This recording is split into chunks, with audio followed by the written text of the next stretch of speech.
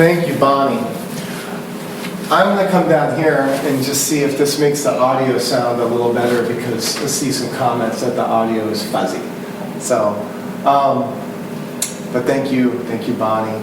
And Susanna, please.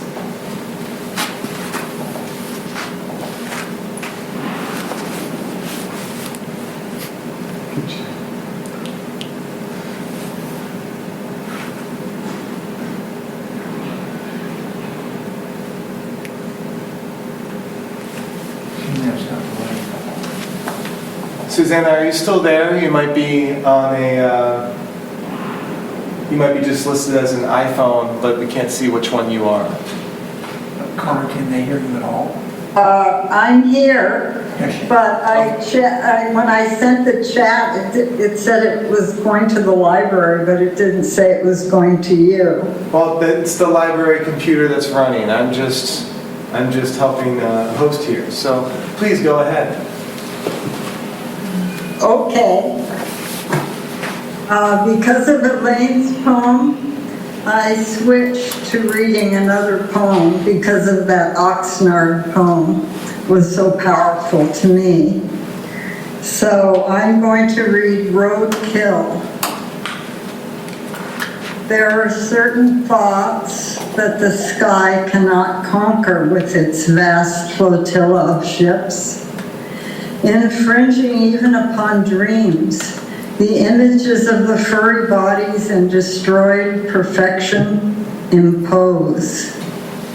In our existential journey, we are never given a map so that we can circumvent the pain. Death is a given. It's just a matter of when and where it's encountered.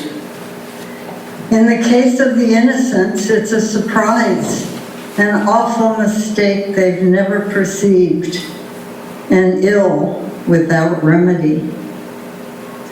So when a pool of dark blood spreads across the pavement and a tiny creature lies lifeless at odd angles, all I can do is wonder if my own darlings knew, if they feared and called out for their mother.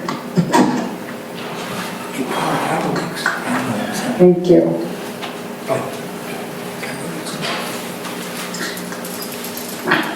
Thank you so much, Susanna.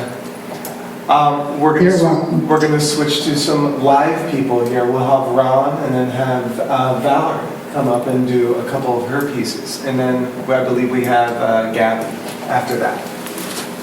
And I think Enid, right? Yes. Enid Osborne? Yes. We'll definitely get Enid in here as well.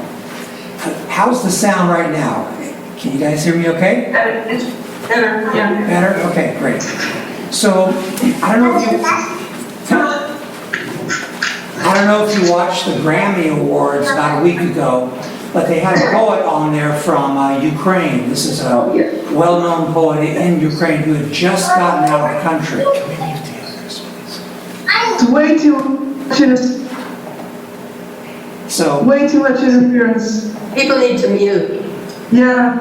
Okay. Is that better? It's not you, it was background from somebody's. We fixed it. It sounds like it's better now, though. So anyway, this is a poem from a well-known Ukrainian poet who read at the Grammys. Her name is Lyuba Yakimchuk, and this is the poem that she read at the Grammys. It's called Prayer. Our Father who art in heaven, of the full moon and the hollow sun, shield from death my parents, whose house stands in the line of fire, and who won't abandon it like a tomb.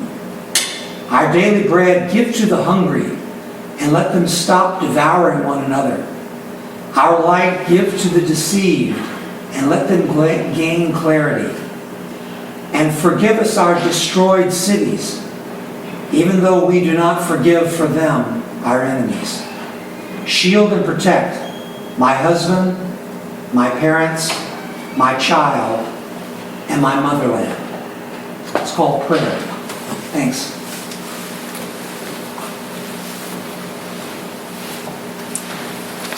Thank you, Rob. Valerie, please come on up.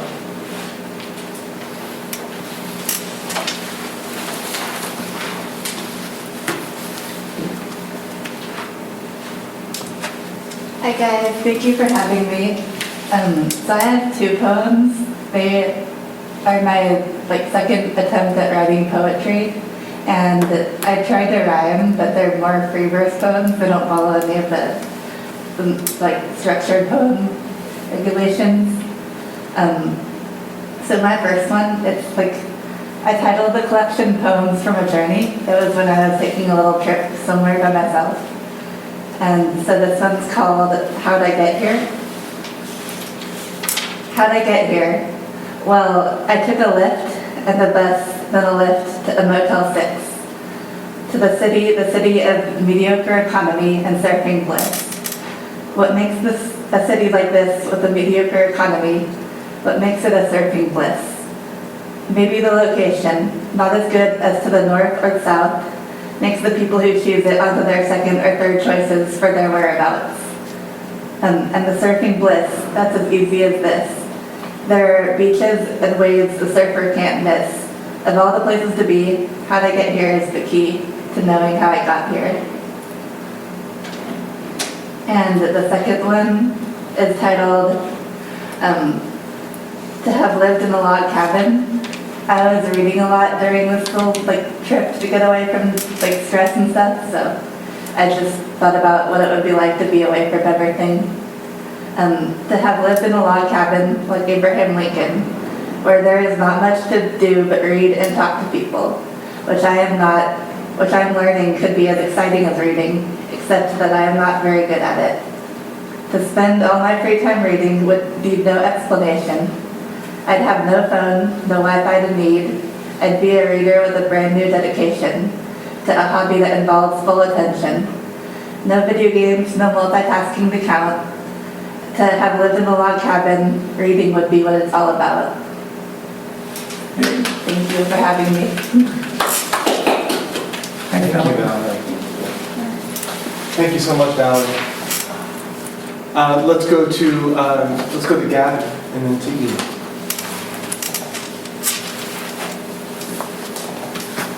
Hi, can you hear me? Yes, we can. You can hear me? Oh, okay. I'm going to read a poem dedicated to my very old Mr. Wrong, and to Mr. Wrongs everywhere. This is called Small and Ugly. The thick-knuckled, furred, dirt-colored spider that skittered up my arm in the woodshed. The trails of gunk left by slugs, who inhabit my overturned pail. The bead of hot pus oozing from beneath my once again ingrown toenail. The squashed pig nose of the evening bat swooping to snap at the gnat circling my sweaty head. The brownish stain in the center of my bed. All the lies I've ever had to tell you. The whine in my voice as I told you. The sneer you could never quite hide. And your eyes, my love, your eyes.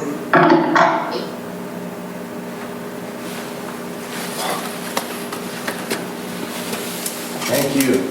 Abby. Enid, please.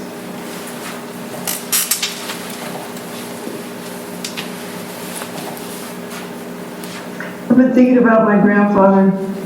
My paternal grandfather was a Methodist minister, kind of a stern fellow, not great with children. So this is a poem about him called Grandpa's Eye. Oh, and everyone called him Rev. Even his own sons called him Rev. That's Grandpa Rev walking by like a slow spider, pants cinched under his armpits, painted cane tapping the concrete. As he passes my school, I hang back and grind my toe in the dirt. Maybe I ought to let him go on by. At the last minute, I roll off the playground like a dusty pea and land at his feet. Hey, Grandpa. He peers down through thick glasses with his mismatched eyes, one real, the other a marble of darker hue, shaped to fit the socket so the iris faces forward, only it never aims exactly where it should.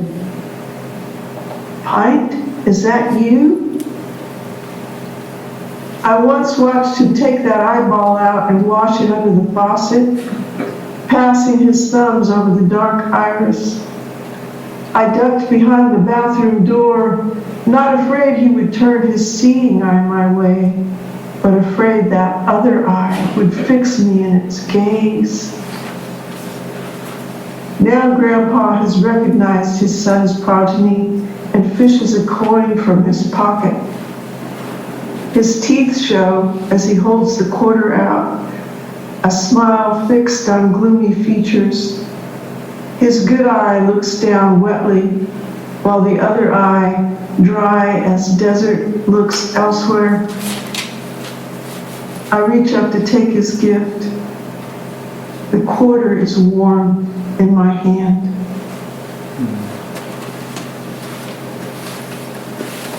Wow. That one blew my mind. It describes such a unique situation so uniquely. I'm keeping that in mind to take home and tell my wife about. She's gonna love it. She would love that poem. I can send it to you if you want. I would love that. I'd be honored. Please do. She will love it. Yeah.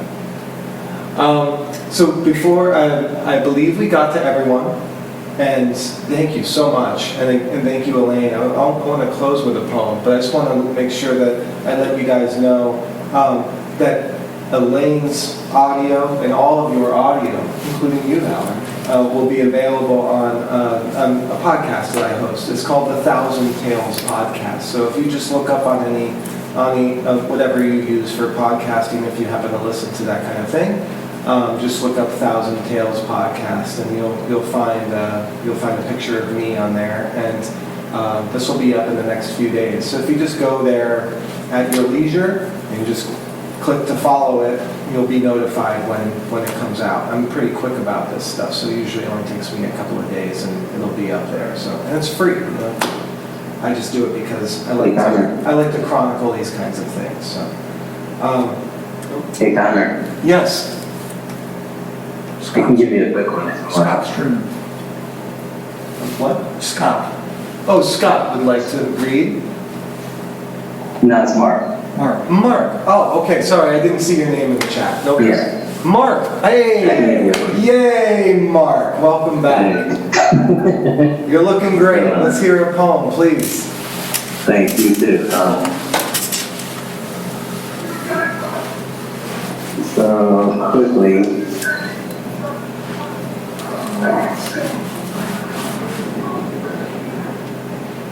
This one is called Free.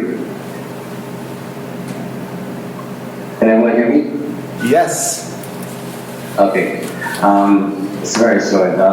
So it goes, Master of my fate, Captain of my soul, Curator of my destiny, Owner of my energy, Deity in the flesh, Operator of my body, Control.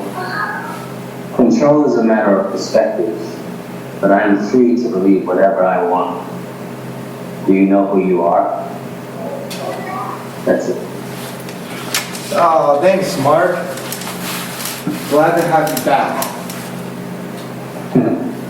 All right. Well, Glad to be back.